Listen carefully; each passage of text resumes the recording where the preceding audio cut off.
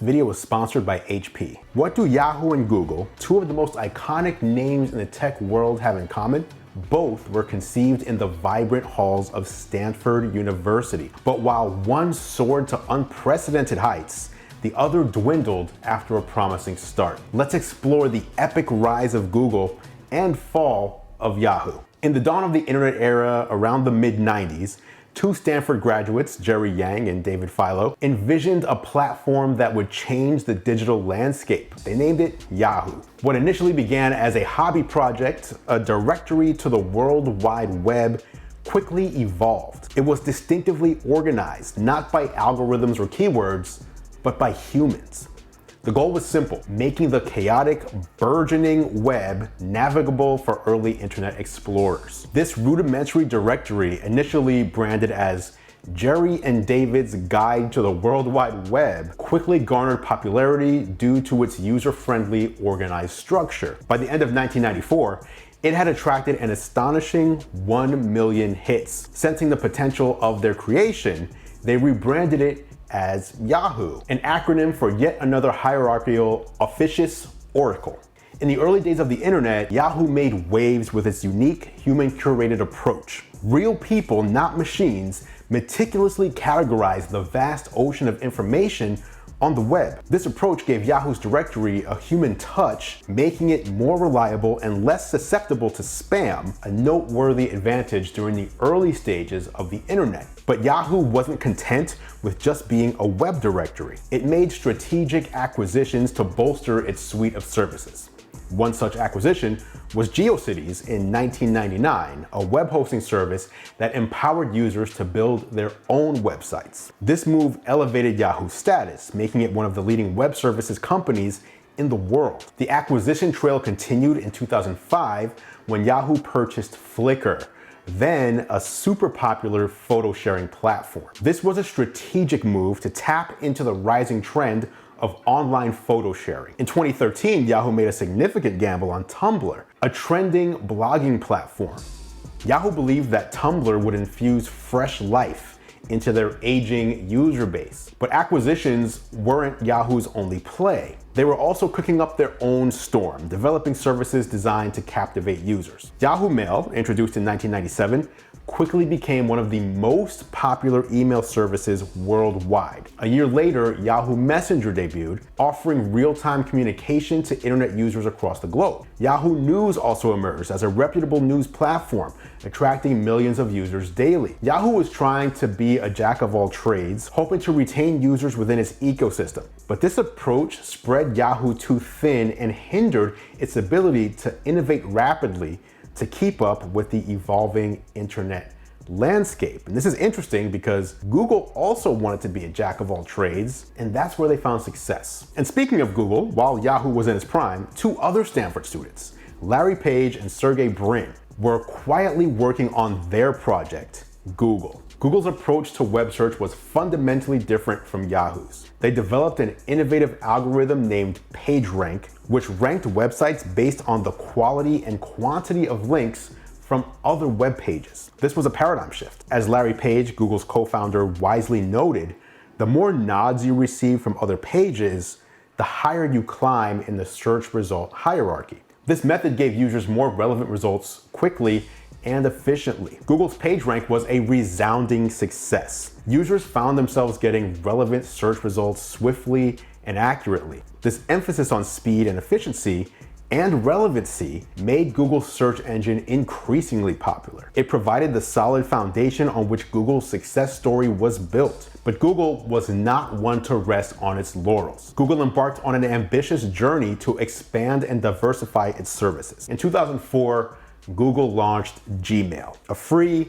ad-supported email service. Unlike other email services of the time, Gmail offered a staggering 1 gigabyte of storage, exponentially more than its competitors, which I know sounds ridiculous today. Gmail also introduced the concept of conversation view, which grouped related emails together for easier tracking. This innovation in email management, combined with the generous storage offering, made Gmail a massive hit among users. In 2005, Google Maps was launched. As you know, Maps is a free service that offers detailed satellite imagery, street maps, and 360-degree panoramic views of streets. Google Maps revolutionized the way we navigate our world, making physical maps virtually obsolete. The service also incorporated real-time traffic conditions and route planning, making it an indispensable tool for travelers worldwide. Google also ventured into the realm of productivity software. In 2006, Google acquired Upstartle, the company behind the web-based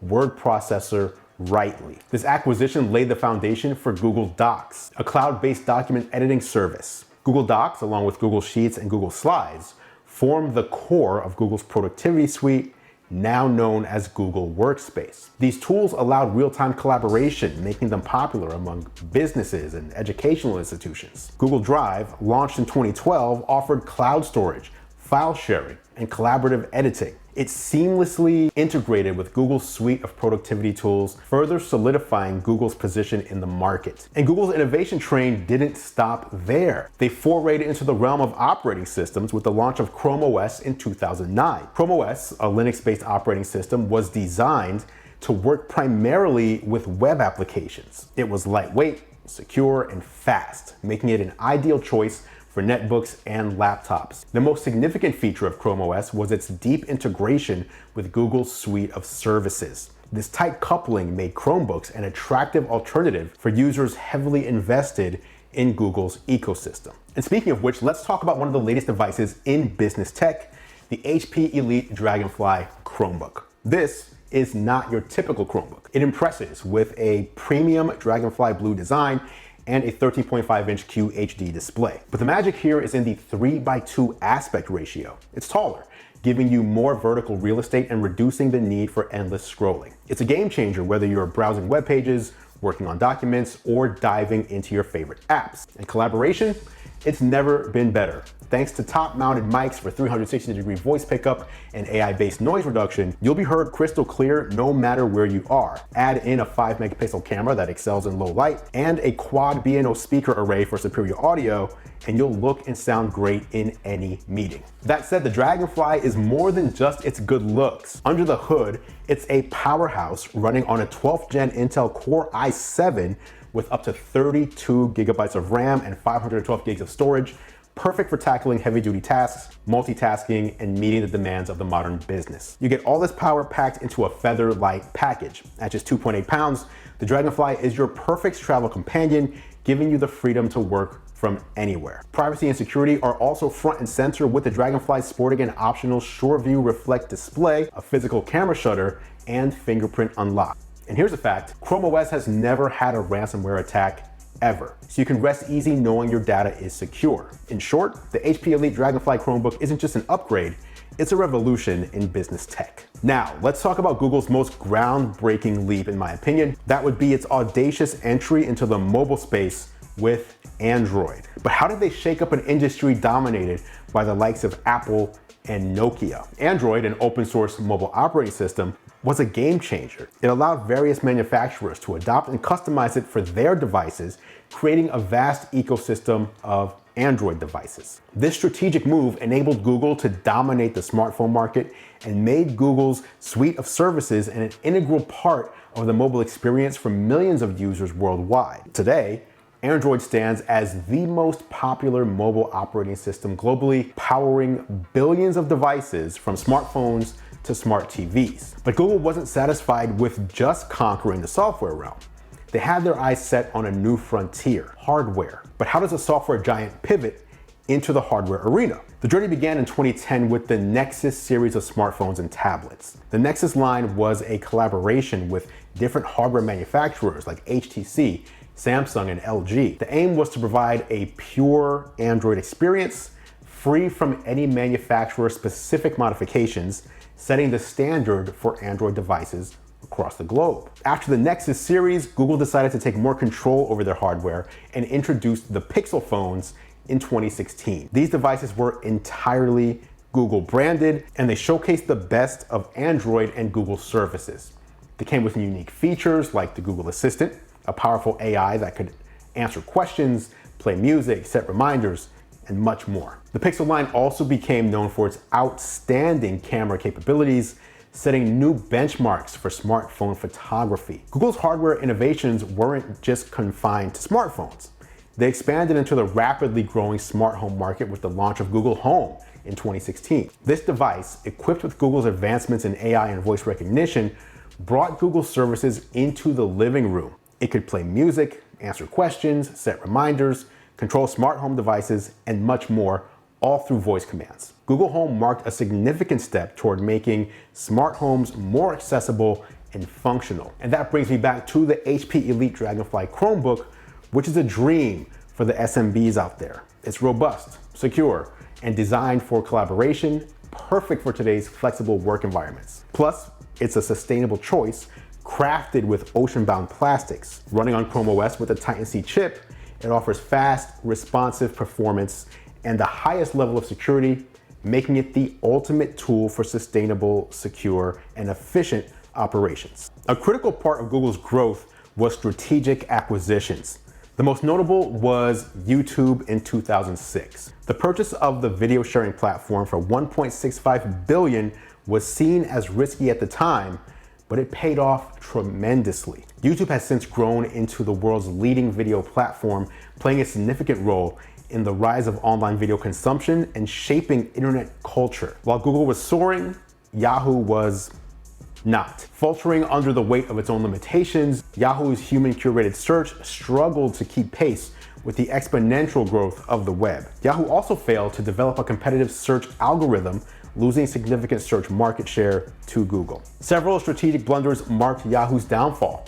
In 2002, Yahoo had a chance to buy Google for $3 billion, but missed the opportunity. Little did they know that this decision would become a cautionary tale whispered in boardrooms, echoing through the years. Another misstep stained Yahoo's legacy when it acquired Tumblr for a staggering $1.1 billion in 2013. Yahoo's efforts to monetize Tumblr were met with backlash from users, and the platform's popularity diminished. In 2019, 6 years later, Yahoo sold Tumblr for a mere $3 million, marking Yahoo's downfall. While Google was basking in the glow of success, shadows were lengthening over Yahoo. Their struggles weren't just strategic, they had seeped into their once beloved services. Yahoo Mail and Yahoo Maps couldn't compete with the innovation of Gmail and Google Maps. These factors, combined with other poor decisions, signaled the end of Yahoo's reign. Google continued its upward trajectory. Their focus on user experience, culture of innovation,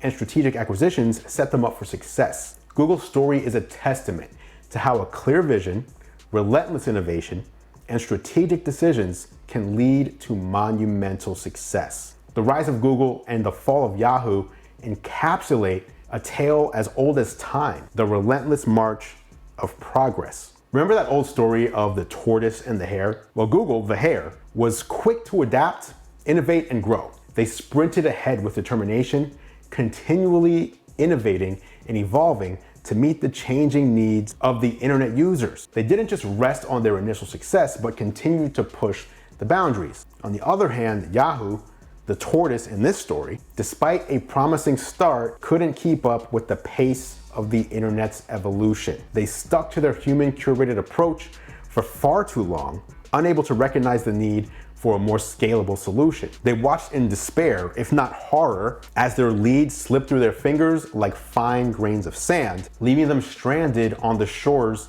of irrelevance. So yes, in this story, the tortoise definitely lost. In the tech world, both speed and consistency are crucial. It's not enough to be fast. One must also continually adapt and innovate. Google understood this and built a vast empire that went beyond search, impacting various aspects of our digital lives. The story of Google and Yahoo serves as a valuable lesson for tech companies and entrepreneurs worldwide. It teaches us the importance of adaptability, innovation, and wise decision-making. As we step into the future, we can only guess what's next. But one thing's for sure, the only constant is change. Just like the hare, we must be quick to adapt and innovate, but also consistent in our efforts, just like the tortoise. This is the key to success in this fast-paced digital world. And in this race, it's not just about reaching the finish line, it's about continually moving forward. Because in the world of technology, the race never truly ends. If you want to see another epic rise and fall tale, be sure to check out the video I did on how Netflix crushed Blockbuster. I'll leave a link down below. Thanks for watching as always, guys. I appreciate your support. I'm Andrew Edwards, and I will catch you in the next video.